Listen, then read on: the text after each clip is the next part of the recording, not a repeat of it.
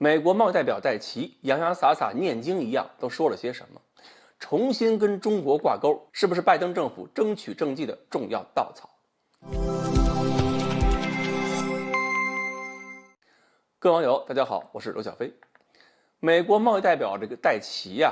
10月4号呢发表了一个讲话，提到了美国计划跟中方就中美第一阶段经贸协议落实情况，还有产业政策等问题展开一些坦率对话。他说呢，美国无意激化跟中国的贸易紧张局势。然后我就百度了一下国内的相关报道，果然某著名网站就有人写了一篇文章，标题是美国贸易代表戴琪手举白旗，说中美应该挂钩而不是脱钩，应该免除关税。台湾的媒体上呢，那个唐湘龙著名媒体人干脆就说了，戴琪是在拆炸弹，不拆不行了，因为美国要爆炸了。都是非常乐观认为美国落了下风，戴琪来求救了，美国怂了。当然呢，戴琪讲话里边确实透露出美国暂时没有计划加强对中国的贸易战，有些领域呢还拿出了缓解的部分措施，比如说他讲了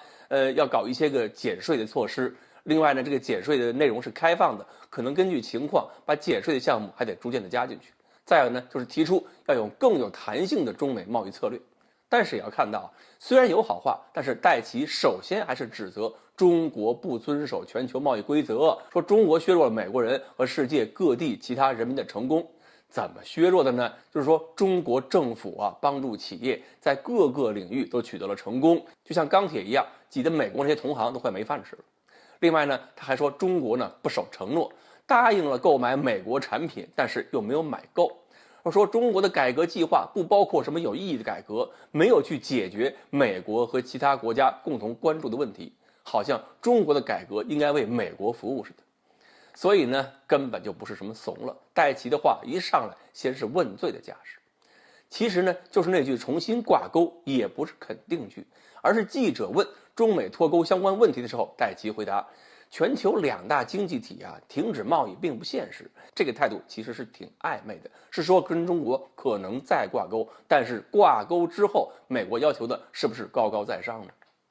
一方面高声问罪，一方面采取缓和措施，在很多人看来这是非常矛盾的。所以大家会讲，听了半天不知道戴琪在说什么，而且肯定有人还是那句话，美国人的话一句都不能信，一句都听不得。当然了，我们考虑问题不能那么情绪化，中美这些问题不能说美国的话全都不能信，我们需要用几个角度来观察美国的态度是怎么变化的。首先，美国国内政治斗争是一个必须关注的维度，很多人没有明白，特朗普跟拜登的斗争最近是越来越白热化，而且特朗普时期给拜登埋的地雷正在一个一个爆炸。中美关系就是个大地雷，特朗普临走的时候把这个关系是严重破坏了，他可以让拜登想修复都难以修复，修复不了，美国经济就会出问题，特朗普到时候就可以以经济不灵为理由拉动民粹，还把罪责扣在拜登头上。所以拜登现在必须拿出一系列跟中国的缓和措施，才能让自己有政绩可以面对下一次大选，阻止共和党翻盘。这个矛盾其实我们很多人忽视了，倒是新加坡那个学者郑永年看得特别清楚。从这个维度来看呢，拜登寻求跟中国的缓和应该是真心的，但是另一个维度又会让拜登必须对中国保持强硬，那就是中美双方都有巨大的惯性，美国那边是共和党有强大的阻力，让拜登不敢轻易的跟中国缓和。美国有些媒体都已经说了，拜登严重侵华，是中国派到白宫里的人。有的媒体呢还羞辱拜登，说拜登总是向中国示好，但是总被中国冷脸相对。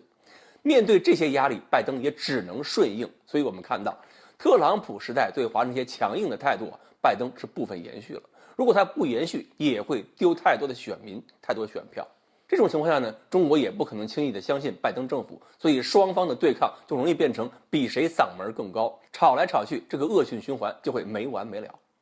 但是没有办法，美国所谓的民主制度就是这样，精英之外，绝大多数人对政治、对国际关系的理解就是简单幼稚的，所以美国那个大选反而成了美国发展的一个枷锁。其实中国古人早就说过要避免这种情况。孔子在《论语》里边讲，乡愿得之贼也。今天理解这句话怎么理解呢？可以理解成不成熟的民主，乡愿其实就是不成熟的民主，只会让社会违背事物发展的客观规律。所以呢，现在美国只能是这样，要表现出来的就是一方面口气强硬，另一方面呢又想暗度陈仓，跟中国形成一些合作。拜登这个总统啊，也是在夹缝里边过得非常辛苦，谁让他这辈子沾上了选票这种符咒，给他一本《论语》都救不了了。好，关于戴奇的讲话反映了美国政界的一种什么心态？今天呢，我们就说到这里，欢迎大家继续关注我们的栏目，我们下期再说。